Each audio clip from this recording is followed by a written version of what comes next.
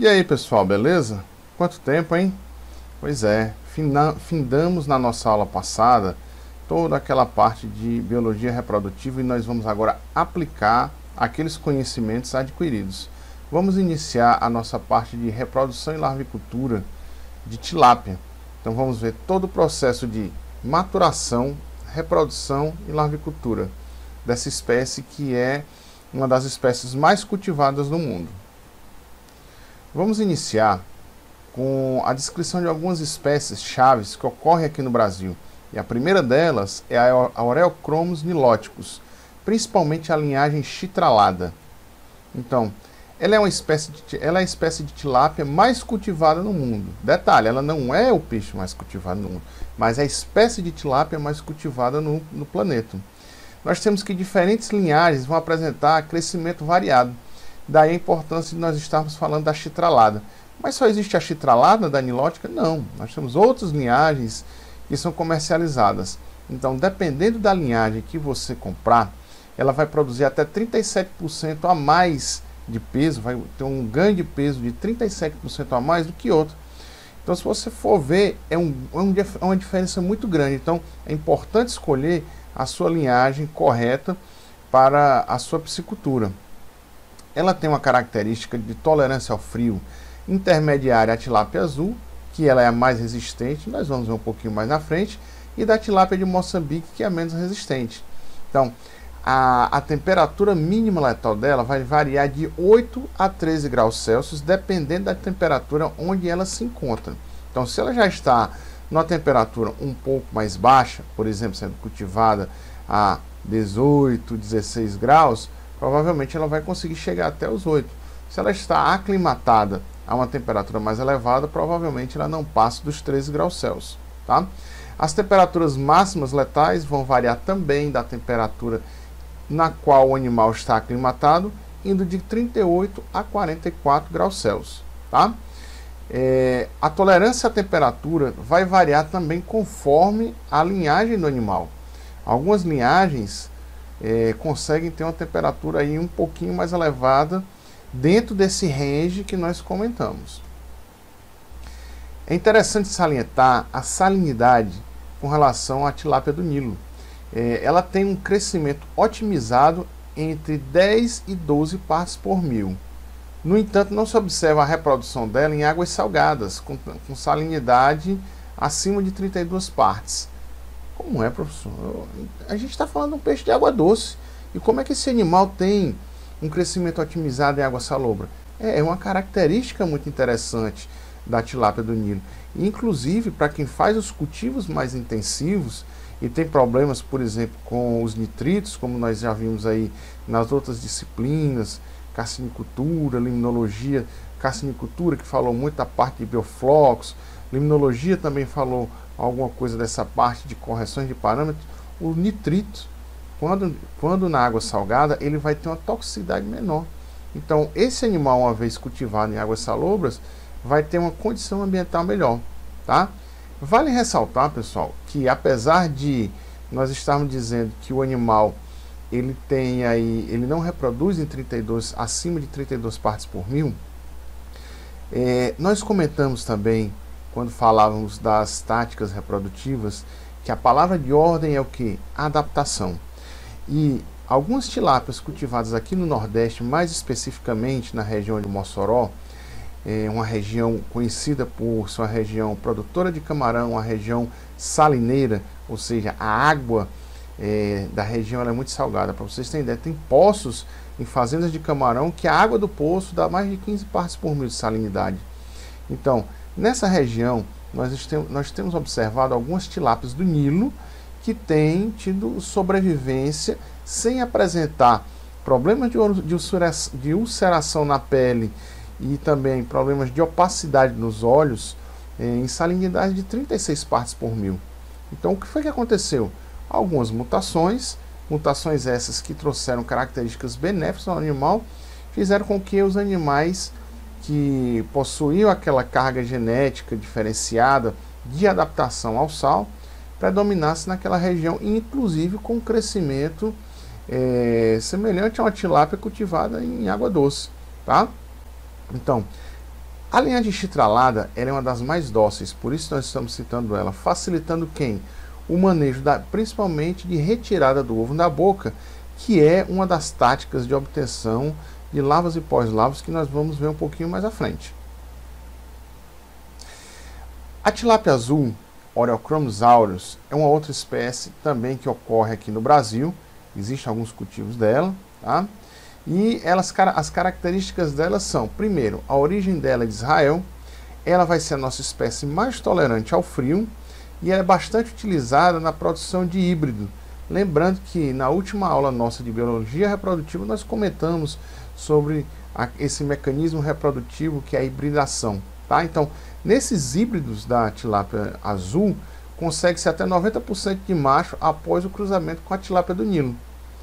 Bem, mas 90 não é 100. Nós vamos ver que esse 10% de fêmea pode ainda prejudicar bastante um cultivo, ok? Então, nós temos também que o híbrido da tilápia azul com a tilápia vermelha de Moçambique pode fazer com que esse híbrido vermelho tenha uma tolerância maior ao frio e vai herdar essa característica da tilápia de Moçambique que nós vamos ver mais à frente.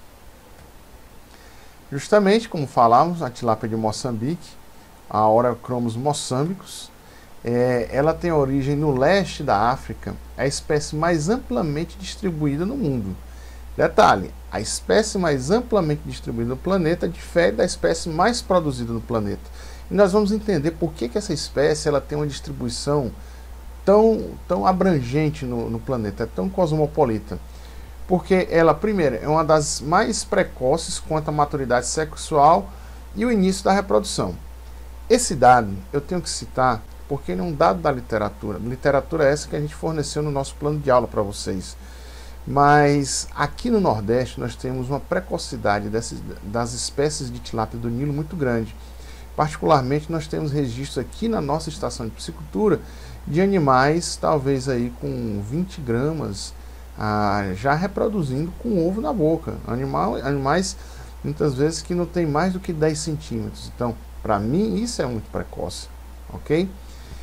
Essa espécie, Oreochromis moçambicus, ela tem grande tolerância a elevadas salinidades. Então, perceba, é um animal, e isso é bom ressaltar, que sobrevive em salinidade de até 70 partes por mil e consegue reproduzir em até salinidade de 49 partes por mil. Professor, isso é uma salinidade alta?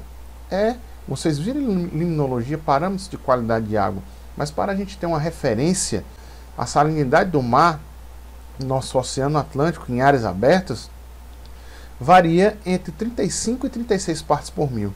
Então, essa espécie de tilápia, Oreochromis moçambicus, pode ser muito bem criada em gaiolas flutuantes no oceano, porque ela tem uma sobrevivência em altas salinidades e consegue inclusive reproduzir salinidades acima da salinidade do mar.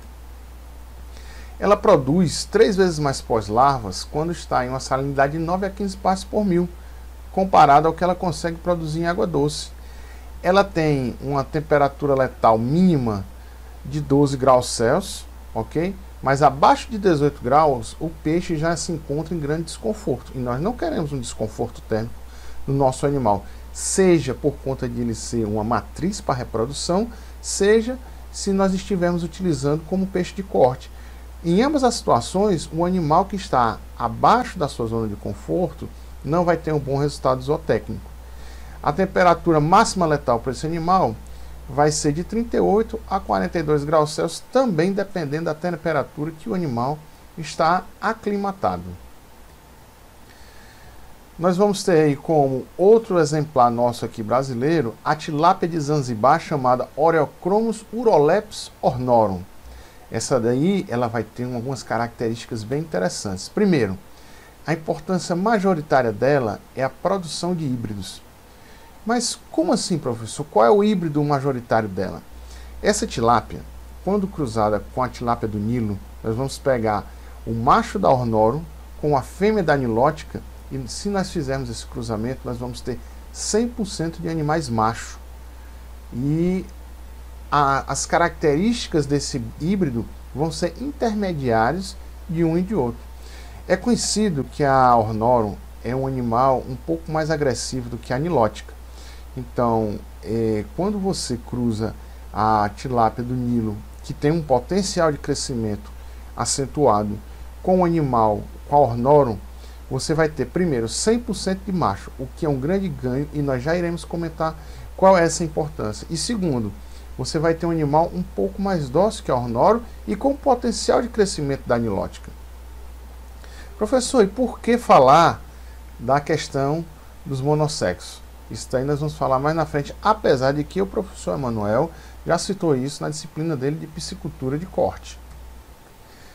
Por último, nós vamos citar esse animal chamado Oreochromis sp. Por que é sp? SP quer dizer que não tem a espécie definida, nós só sabemos o gênero, e são os nossos mutantes vermelhos. A Oreochromis moçambicus, ela é conhecida por muitas vezes originar esses mutantes vermelhos. Então, a partir de uma mutação genética, quando há uma reprodução, muitas vezes aparece um animal avermelhado. Nós temos aí diversas denominações e diversas origens dos híbridos vermelhos, desses mutantes vermelhos que nós temos aqui hoje no Brasil. Alguns deles são conhecidos, possuem nomes comerciais, como por exemplo a Sampiter. A Sampiter, ela tem um apelo comercial muito grande. Essa daqui particularmente, ela é um híbrido da linhagem Red Koina cruzada com a nossa tilápia tailandesa. É um exemplar nosso aqui da nossa estação de piscicultura. Aqui nós temos um outro exemplo de um alevinão desse híbrido vermelho, particularmente o produtor denominou de LW por conta da experimentação que ele estava fazendo. E esse híbrido vermelho, ele, para vocês terem ideia, ao ter sido cruzada a Red Koina com a nossa tilápia tailandesa, nós conseguimos 95% de machos. Muitas vezes não se consegue saber exatamente qual é a origem desse animal. Os híbridos vermelhos muitas vezes têm troncos genéticos que advêm da Moçambicus, da Nilóticos, da Aureus, inclusive da Ornorum. Tá? Então, uma das características majoritárias da tilápia vermelha, que se conhece bastante, é sua resistência à salinidade. Então, como a origem genética muitas vezes traz parte do genoma ali da Oreochromis moçambicus, que é a mais resistente à salinidade, esse híbrido ele vem consigo com essa característica de maior resistência à salinidade.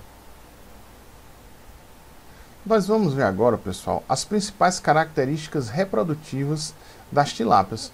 Algumas delas nós já conversamos quando falávamos das táticas reprodutivas. Então vamos lá. Primeiro, a tilápia é um animal que desova em substrato, ninhos, geralmente construído pelo macho, certo? Então o macho vai lá, vai fazer aquela depressão como uma forma de atrair a fêmea, e aí, quanto maior a depressão que ele faz, quanto maior o ninho, maior a possibilidade de ele atrair a fêmea. A fêmea sempre vai buscar o macho mais robusto, que vai passar esses caracteres genéticos para sua prole, tá? A tilápia dispensa proteção aos ovos, larvas e pós-larvas, ou seja, ela aplica um cuidado parental, ou seja, revisando a nossa aula anterior. Ela vai ser um animal dito o quê? Guardador, não guardador ou carregador? Ah, professor, então se ela aplica o cuidado parental, provavelmente ela é um animal que? Guardador. Exatamente. Ela realiza desova parcelada, podendo ocorrer de 10 a 12 desovas anuais, dependendo muitas vezes das estratégias de reprodução utilizadas.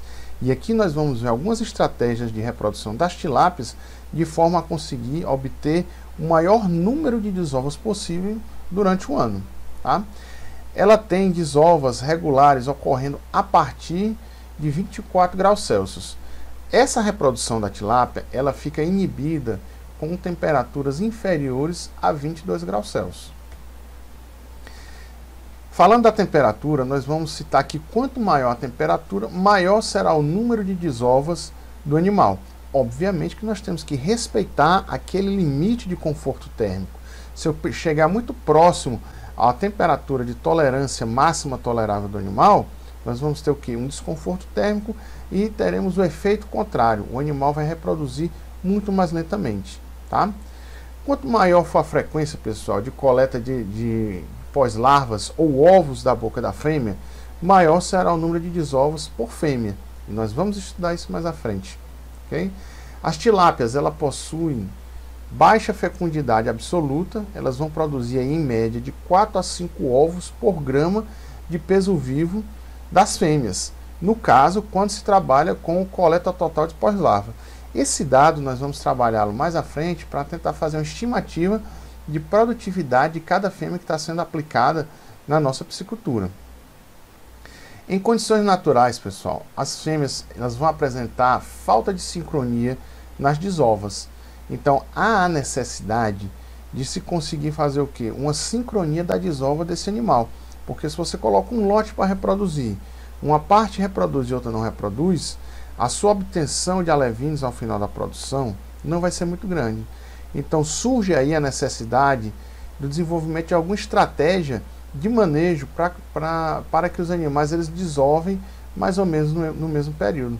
E eu vou passar uma dicasinha para vocês de ouro, que eu aprendi há bastante tempo com um senhorzinho muito simpático lá do Denox, que me passou a seguinte informação: Davi, se você pega os animais e vai fazer coleta total, que nós vamos já aprender o que é isso, você vai fazer o que? Só para dar um spoiler na nossa aula.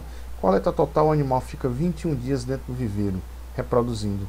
Então você vai colocar o animal no viveiro e vai passar 21 dias, 3 semanas. Na primeira semana, faz seu arraçoamento normal. A partir da segunda semana, cessa o arraçoamento e só vai mexer no viveiro no 21º dia. Então, uma vez que você cessa a alimentação, e até por conta do hábito do animal incubar o ovo na boca, isso faz com que o animal tenda a reproduzir nesse período no qual encerrou aí a oferta da alimentação. Detalhe, o animal vai passar o quê? Praticamente 14 dias sem se alimentar. Daí a necessidade de algo que nós vamos falar mais na frente, que é o descanso. Uma vez compreendido as principais características reprodutivas das tilápias, nós vamos ver agora como se faz a sexagem dos reprodutores. Entenda, se nós vamos botar os animais para reproduzir, é importante que nós saibamos quem é macho e quem é fêmea, inclusive para quantificar o número de machos e o número de fêmeas dos nossos locais de reprodução. Então, a diferença entre o macho e fêmea, ela é feita a partir da observação da papila urogenital. Nós vamos ver que existem outras características mais na frente, mas a característica chave, pessoal, é a observação da papila urogenital. Então, nos machos, como é a papila? Eles vão apresentar a papila um pouco mais afastada do ânus, com formato mais afiladinho, certo? Na extremidade. Então, nós temos o ânus, a papila alongada, chatinha, e somente com um único orifício chamado de uretra. É dessa uretra que vai sair a urina e o sêmen do animal. Já na fêmea, nós vamos perceber que a papila ela é mais próxima ao ânus, ela é ligeiramente mais achatada, certo? Achatadinha aqui. E nós vamos observar 3 orifícios: ânus, um oviduto, que é uma fenda, e a uretra, que é um poro. Tá? Lembrando, a cabeça do animal está aqui em cima e a cauda está aqui embaixo, ok? Então, nós conseguimos observar a papila mais achatada e a característica marcante, pessoal, é essa fenda aqui, chamada de oviduto. Ânus, teremos os excrementos. O oviduto, na verdade, aqui é o final do oviduto, é por onde serão expelidos os óvulos ou ovócitos, e na uretra, apenas a urina. Professor, ficou fácil ver agora, né não? Olha só, o machão aqui, alongado, da fêmea curtinha, e aí a gente observa esses 2 peixes. Professor, não estou entendendo nada, eu não consigo enxergar. Quem é macho e quem é fêmea? É esse aqui que está urinando, é o macho? Pode ser, provavelmente. Mas para identificar, nós precisamos de um olhar um pouco mais atento, ok? E nós vamos utilizar também um equipamento de última geração, muitas vezes, para fazer essa observação, que é o quê? Um corante, corantezinho simples, chamado azul de metileno. Então nós temos uma tilapinha vermelha, nós passamos o azul de metileno, ele vai realçar as reentrâncias, e eu tenho um videozinho mostrando isso aí para vocês, tá? E aqui nós conseguimos observar a papila. Ânus, a papila alongadinha, sem a presença de uma fenda, apenas com o poro final, que é a uretra, tá? Para confirmar que trata-se de um macho, nós abrimos aqui o animal e observamos aqui dentro apenas aqui os testículos, com uma certa vascularização, um zoom aqui para a gente conseguir observar melhor, ok? Fininho e com uma quantidade considerável de espermatozoides aí dentro. Mas percebam, o que o macho gasta de energia para produzir esse espermatozoide é infinitamente menor do que a energia que a fêmea gasta para produzir os seus ovócitos. Então nós temos aqui a imagem de uma fêmea, novamente a gente utilizou o azul de metileno, é dado um zoom para facilitar a visualização. Temos aqui o ânus, a papila mais alongadinha e a presença desse lindo oviduto com a uretrazinha aqui ao final, oviduto aqui que caracteriza aí a nossa fêmea. Novamente o animal foi aberto, vocês já viram essa imagem quando nós falamos lá da biologia reprodutiva, né? Um ovário bem cheio, bonito, vascularizado com grande quantidade de ovócitos, já chegando aqui na saída de quem? Do oviduto. A fêmea estava preparada para a reprodução. Então, algumas características secundárias aí que nós podemos citar. A fêmea, ela também pode se observar um escurecimento na região gular, ou seja, o papo do animal, devido a algumas incubações orais. Então, como ela fica com aquela incubação oral na boca, fazendo o movimento dos ovos aqui na boca, com o tempo ela pode ter um leve escurecimento. E as fêmeas são, em geral, de menor porte que o macho, apresentando uma relação altura-comprimento menor. Mas dá para a gente saber desse jeito se é macho ou se é fêmea? Só por aí não dá, isso é um indicativo. E nos machos? Os machos, eles às vezes vão apresentar uma coloração mais azul, intensa, tá? Difusa na região do ventre ou muitas vezes no seu abdômen, enquanto a fêmea pode não apresentar essa coloração. Uma outra característica é que durante o período de reprodução, os machos podem apresentar uma coloração mais rosada na cabeça e na extremidade da nadadeira caudal. Mas essas características, pessoal, elas podem variar de espécie para espécie, de linhagem para linhagem. Então, como é que nós vamos ter certeza que nós estamos observando um macho ou a fêmea? A partir da observação da papila urogenital. Ufa! Já, professor? Pois é, essa aula foi um pouquinho mais curta para não cansar vocês, mas eu vou postar para vocês também alguns vídeos complementares que eu fiz no laboratório, mostrando como é que a gente faz a sexagem no campo, ok? Aguardo vocês aí para a nossa próxima aula. Um abraço e até mais.